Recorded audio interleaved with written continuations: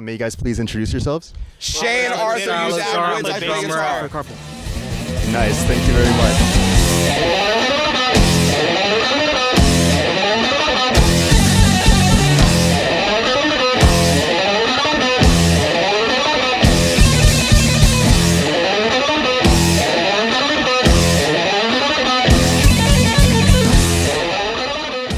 Hello, how are we doing?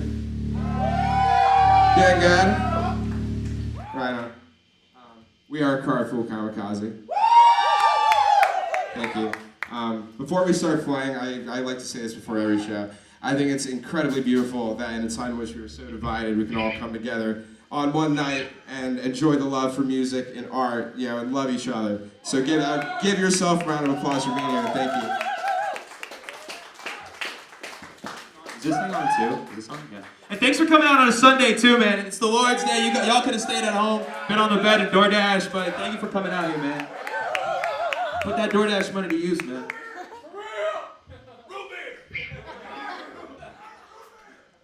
This first song is called Bodhi.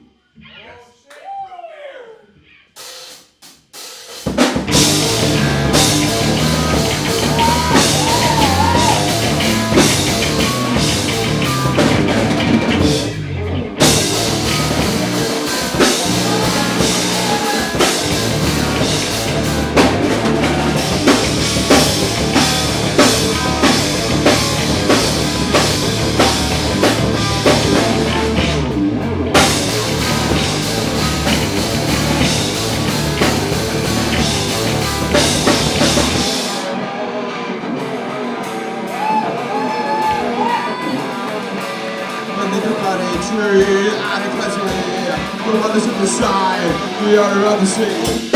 Such permanent, not as good as must be tested. And if I did if I did if I recollect, tell me what you said.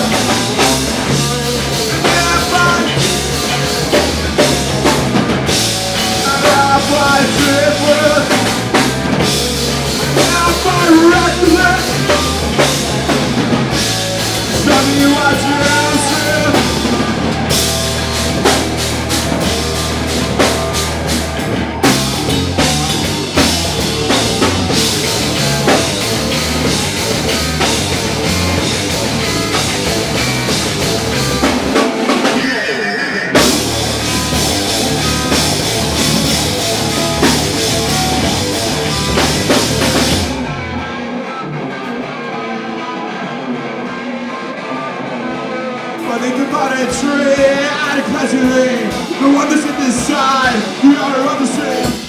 Such privilege, not as great, must be desolate. And if I did was, and if I recollect, show me what you used to.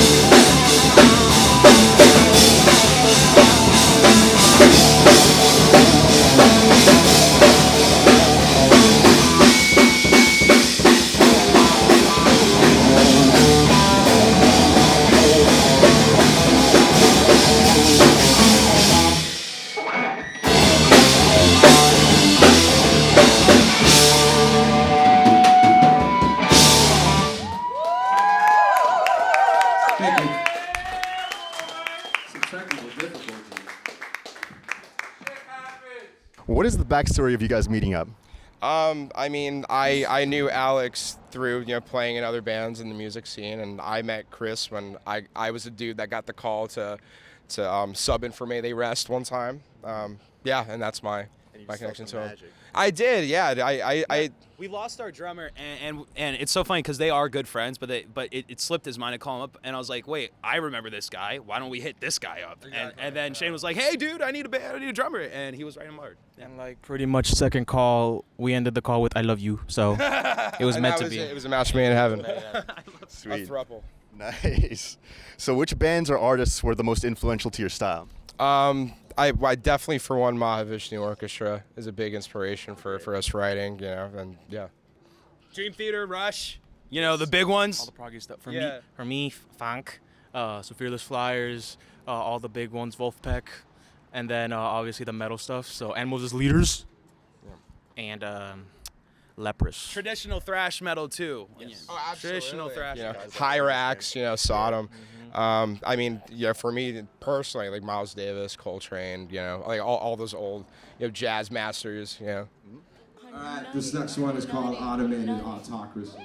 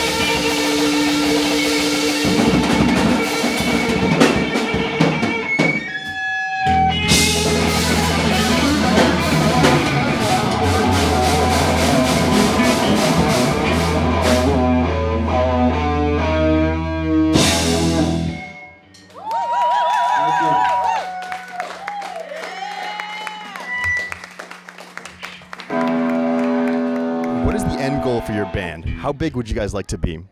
I don't know if that's really a fair question because I don't really think success should be measured in how much popularity you've garnered, but how much you internally are happy with what you create, and if you are able to fully let every bit of art in your whole life out. That's success. I would say probably for all of us. Oh, let me add this on though. The people who go into music wanting to be entrepreneurs, those who go into wanting to be on the top, they'll never get it. The crowd sniffs that shit out. The promoters and the fellow bands, it's so obvious. If you're disingenuous about this shit and if you're not about the tunes, then you're gonna go nowhere. You're going nowhere. Like I would say, you want to be big enough to where you can be happy what you're doing and you don't have to like sacrifice the creative part for the business side. Absolutely. You know, you want to be able to have fun while you're doing what you love. And if you lose that, then it's just not worth it.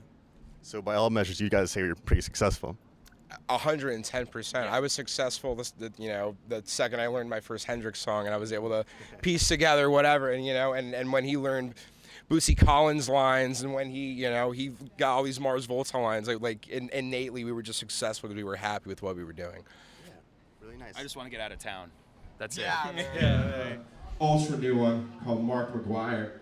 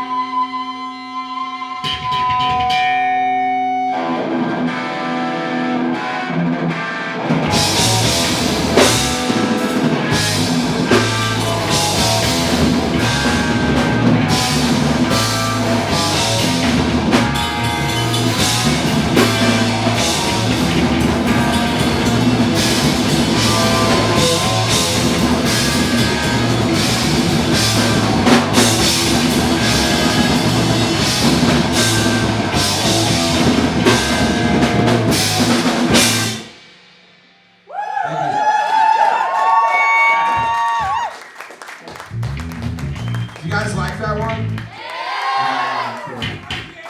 So how do you guys write songs? What is the creative process like?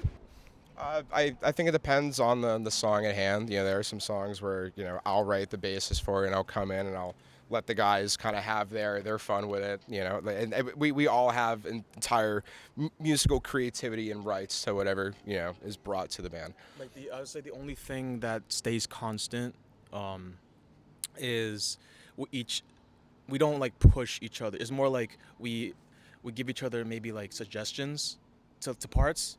Like Shane's a drummer too. Like he's a killer drummer, so he'll give me a drum line and then I'll make my own version of I'll crucify it, and then we go off and off and off, and and even though he writes some gnarly stuff, it's really collaborative. I'll say this. I think of the writing relationship. I think he's being a little too nice. It's kind of, when the cameras aren't there, it's like the police. You know how the stories about the police kind of went at their freaking throats? And sometimes, like, let's say Shane is so certain about this is the way it has to be. And I'm like, I don't know, dude. I don't know. And vice versa. But it's each of us having the stick. It's each of us, you know, sharing the alien pair of pants where, where it's 3 pairs of pants, 3 legs, right? But no, it's all about collaboration. It's all about having a voice. It's all about inclusivity. This song is called My Money Tear. It's one of the newer songs off our latest album, which came out on Christmas Eve. Put on your tinfoil hat and see the world for what it is. And it stars my brother in arms, Alexander Lawrence Montgomery, motherfucking Luton.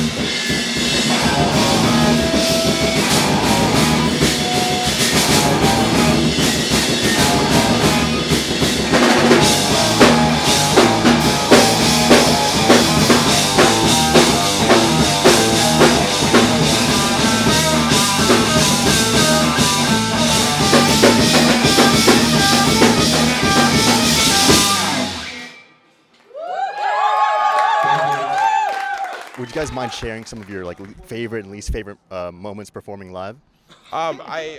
Dude, I mean, like, I've had some really gnarly technical difficulties. You know, there was this one time, it was at the Sevencrest where my amp pretty much shit out. Yeah, I mean, that was pretty tragic, and I had to have somebody lend me their amp. That was pretty best annoying. and worst, you said, right? You said best and worst. Give him your best. Best and worst? I think the most memorable in my whole life was probably playing Spellbound with my first band. That Year of the Rat, that was pretty, memorable. That was a really cherished moment for me. Chris, you got Yeah, 100%. Worst at the Meat Locker, if anyone knows, Montclair. Everything that could have gone wrong did. Kick, snare broke. I had to play with 1.5 pairs of sticks. The crowd was not there. And the best would have to be when I had the chance to play for my favorite band, Leprous, and literally out of nowhere, the drummer for this famous black metal band just literally hit me up because I posted a cover, told me to come out. Long story short, I ended up playing in front of like over 1,000 people, and it was just like a dream come true. I'll start off with the worst. My A string broke. That's bad. Yeah. And we were playing like a Nirvana tune, and I was trying to play Drain You on the G string. Oh, man. I don't know what I did. It is in the back of the subconscious. Best moment? Sheesh. As an individual performance, definitely we did Amateur Night at the Apollo Theater in Harlem, New York City. And that crowd is the toughest crowd on earth. And I would say 2 out of 3 people loved it. And I would say the other thing was my childhood dream was to go on the road, and I got to go on the road a little bit on the East Coast years ago, and that was a dream come true. Shout outs, Daniel! Shout out, Dan. We love you, baby. Before we have our last song, I'm going to introduce Zip Out. Alexander Lawrence, my every motherfucker with you. And hailing from the mountains of Greek mythology. Christopher Salazar! And myself, Shane Costello.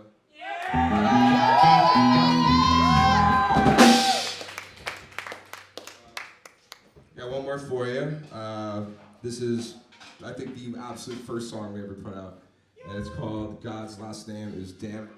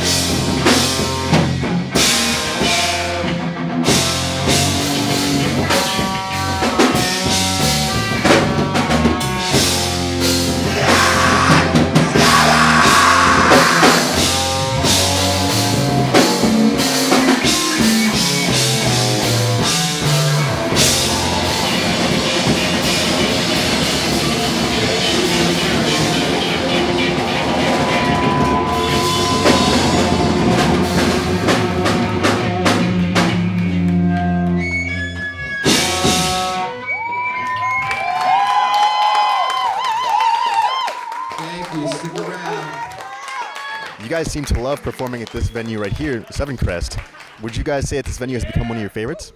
Absolutely. This is our favorite venue to play, and we are nothing but overjoyed when we pull up and Like, park here. it's a blessing to play in general. So that's like, if we get to play for people, we get to play for people and share the music. That's how I see it. People spend their DoorDash money on Sunday to come here today. I don't care if I'm playing for a fucking 5th grader's birthday party or a theater. Anyone can get it. But I love this place also because I'm a local. I live like 10 minutes away. So we always get good parking. All right, thank you very much, you guys. I appreciate it. Thank you so much. Thank you, Fucking- Leo. Woo! Thank you, Leo. Thank you, Leo. Get his legs. My dick. Okay. Okay.